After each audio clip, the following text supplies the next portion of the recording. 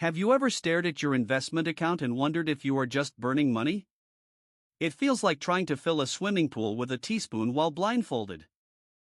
Maybe you have a few $1,000s hidden from your impulse buying habits. Or perhaps you've been grinding for years and barely have enough to buy a used Canyonero. Either way, that $1,000,000 milestone feels as far away as a coherent thought in Ralph Wiggum's head. But what if I told you that once you hit $100,000, you are basically winning the game? In fact, you would be exactly 1/3 of the way to $1 million, mathematically speaking. It sounds crazier than a monorail pitch, but the numbers don't lie. My name is Barry the Ledger, and I spend too much time in Sector 7G thinking about compound interest.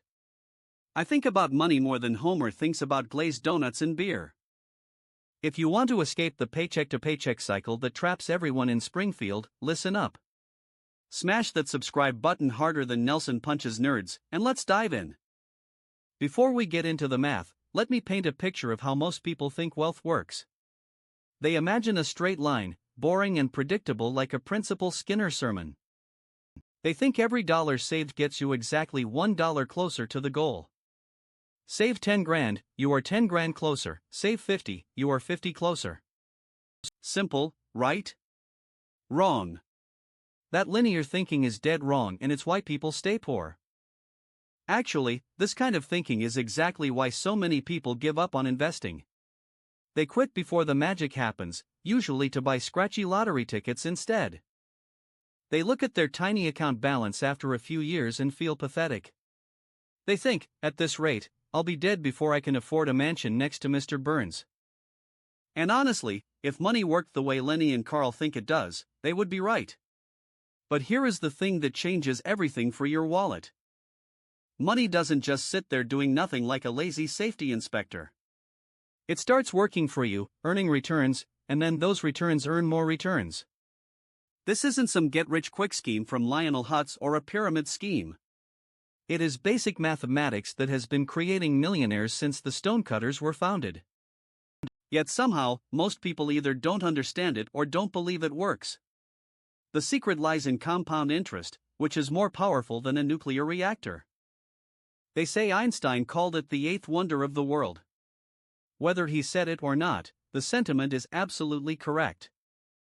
Those who understand compound interest earn it, those who don't, pay it to the bank. Let me show you exactly how this works with some real numbers. Imagine you decide to invest $100 every single week. That's roughly $400 a month, which is less than comic book guy spends on snacks. It isn't chump change, but it's not exactly an impossible amount for most adults. We are talking about the cost of dining out a few times or useless streaming services. It's the money you spend on coffee runs and impulse purchases at the Quick E-Mart. Now, assuming your investments earn an average return of 8% annually. That is actually quite conservative compared to historical stock market performance. Here is where things get interesting and slightly depressing at first. It takes approximately 12 years of consistent weekly contributions to reach your first $100,000. 12 years might sound like forever when you are just starting out. But think about it this way, 12 years ago, were you the same person you are today? Time has a funny way of passing whether you are building wealth or just getting older. During those first 12 years, most of the money accumulating comes directly from you. You are doing the heavy lifting while compound interest is just warming up. Out of that $100,000, roughly $62,000 comes from your weekly contributions. The remaining $38,000 represents the returns your money has generated. Not bad for money that is just sitting there working for you. But admittedly, it's not going to change your life overnight or buy you a yacht. Here is where most people make a critical mistake and sell everything. They look at those numbers and think the process is too slow. They get discouraged because the returns don't seem impressive enough to brag about. What they don't realize is that they have just completed the hardest part. They have built the foundation that will support everything that comes next. Remember, we are trying to get to $1 million, and you just hit $100,000. In traditional thinking, you would assume you are 1/10 of the way there. But compound interest doesn't work that way, it works exponentially. the truth is far more encouraging than that linear nonsense. From this point forward, your money starts working much harder for you. Those investment returns that seemed modest are about to snowball. The next milestone is $200,000, and here is the kicker. It only takes about 6 more years to get there. Let me repeat that because it is important. It took 12 years to go from $0 to $100,000. But only 6 additional years to double that amount. We are now 18 years into your investment journey, and you are sitting at $200,000. The math is starting to shift in your favor in a big way. At this point, compound interest is really beginning to flex its muscles. Of that $200,000, you have personally contributed roughly $94,000. The other $106,000 is pure investment growth, created out of thin air.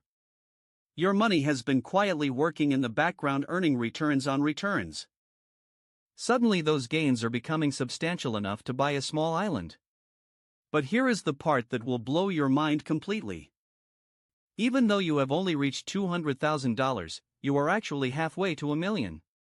Not 1/5 of the way there, not 1/4, but halfway in time. This is where that original claim about being 1/3 of the way at $100K makes sense.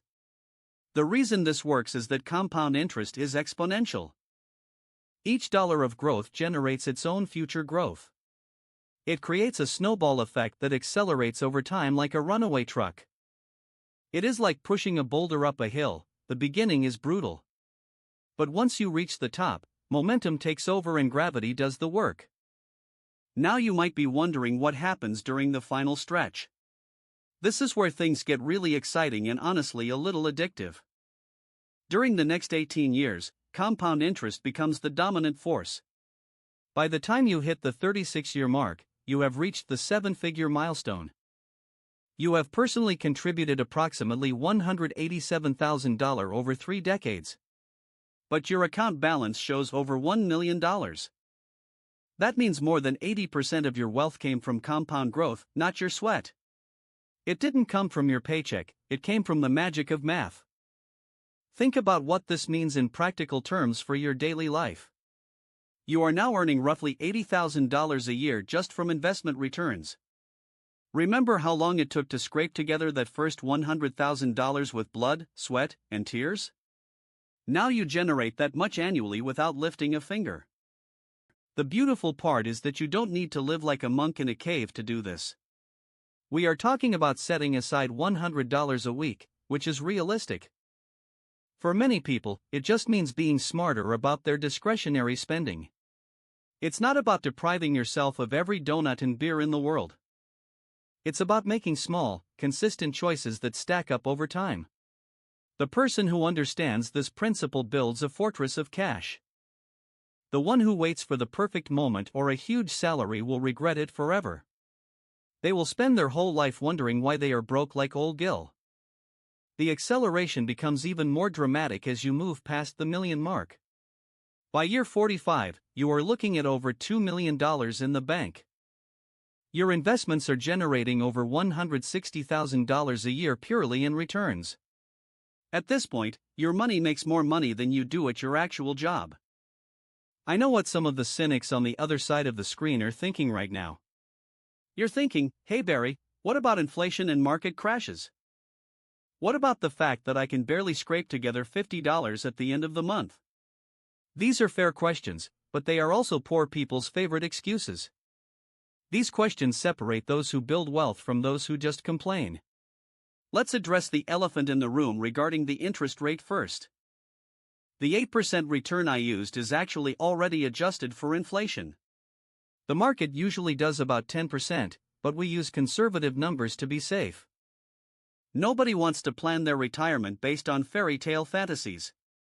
That is how people end up eating cat food in their golden years. As for market crashes, yes, they happen all the time, and that is normal. Your account balance will go down, and you will want to scream. In fact, during recessions, it will probably drop quite a bit. But here is the interesting thing that panic sellers don't understand. Market downturns actually help you if you are investing consistently. When prices drop, your $100 buys more shares of the company. When the market recovers, and historically it always has, you win big. Those extra shares you picked up on the cheap become incredibly valuable. It's like going grocery shopping when everything is on a massive discount. Sure, it feels scary to buy when everyone else is panicking and running in circles. But rational investors understand that temporary pain leads to long-term gain. People who sell during a crisis are basically lighting their money on fire. They buy high and sell low, which is the exact opposite of being smart.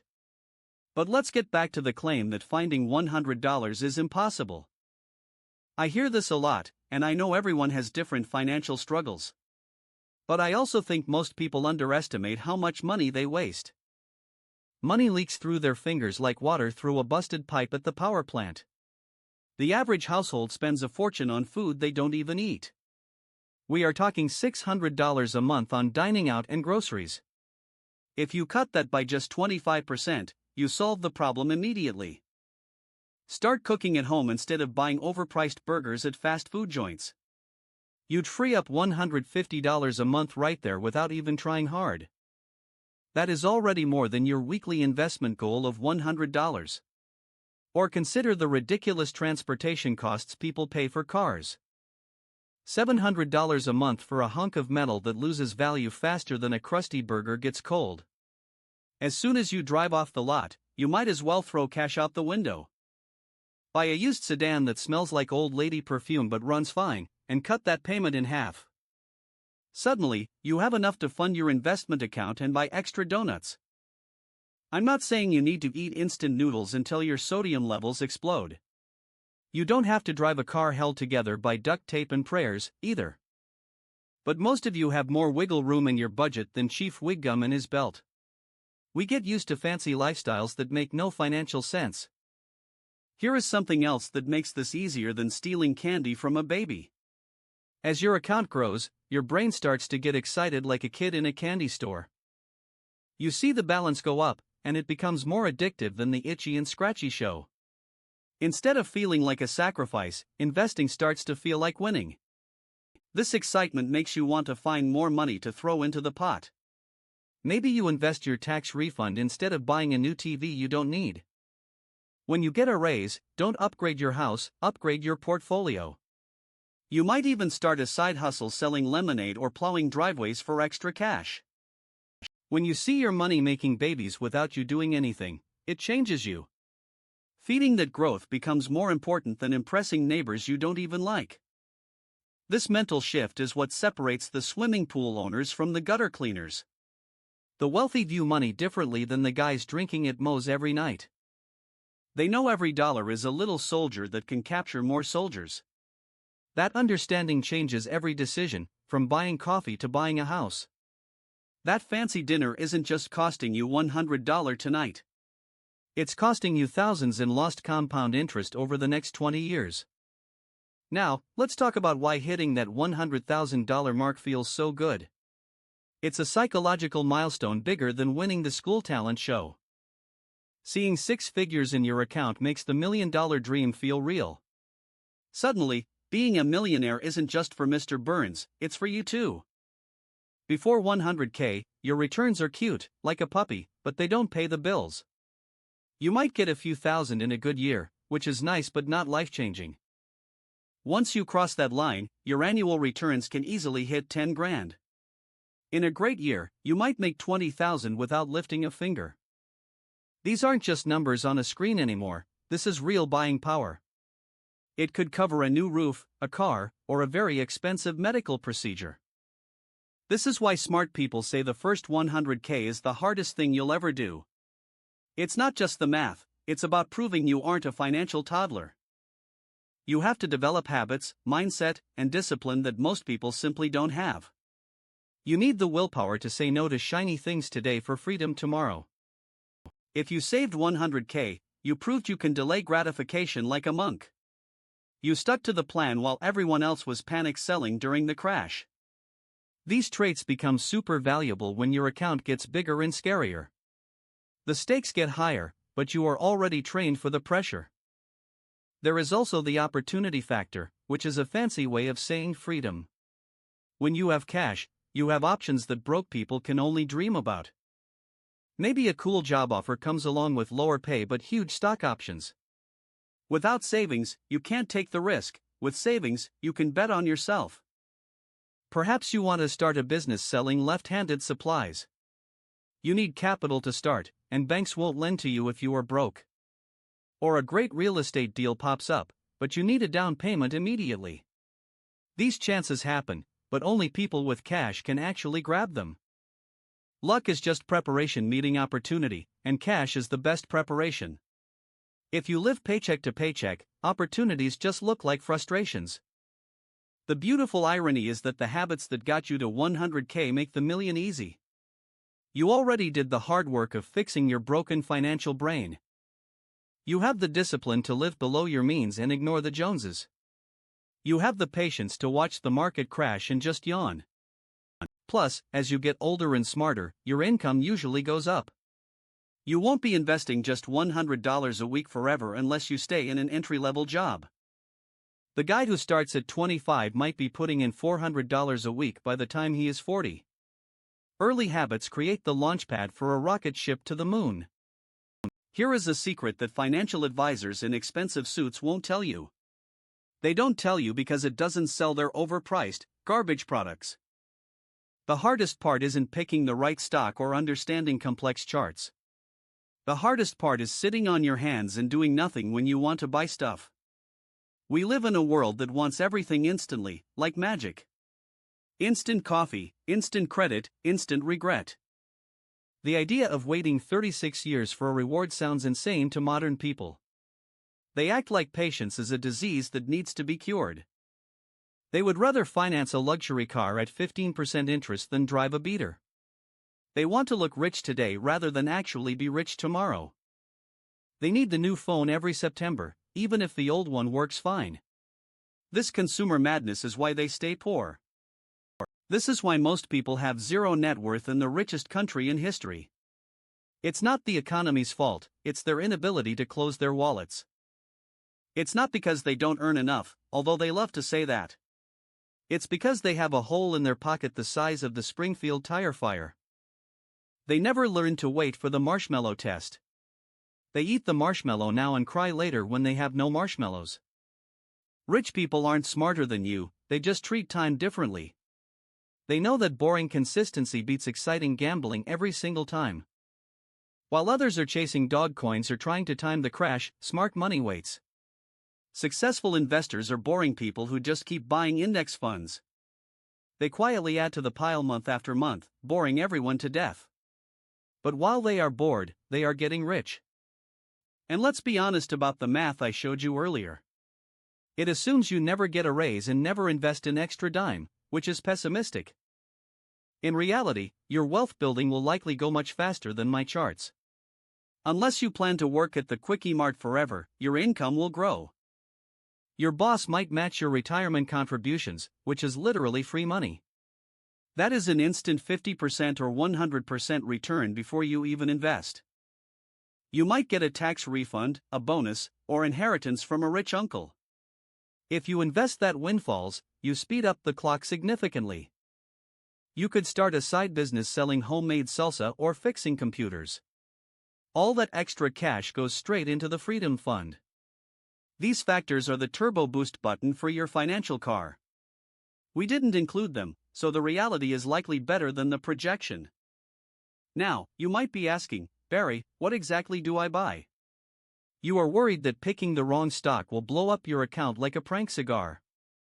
Earning 8% isn't guaranteed if you buy garbage penny stocks. Choosing the wrong horse can definitely ruin the race. It's a valid worry, but the solution is simpler than Homer's job description. For 99% of you, especially beginners, keep it brain-dead simple. Buy a low-cost index fund that tracks the whole market. You aren't trying to be smarter than the market, you are trying to be the market. Matching the market has made more millionaires than any genius strategy. It's boring, it's effective, and it works while you sleep. The S&P 500 has averaged about 10% a year for decades. That includes wars, crashes, and that time the monorail broke down. Could it stop working? Sure, if the world ends, but then money won't matter. Betting against human greed and innovation is usually a losing bet. The key is to avoid getting fancy with your money. You don't need to feel like a Wall Street guy yelling into two phones.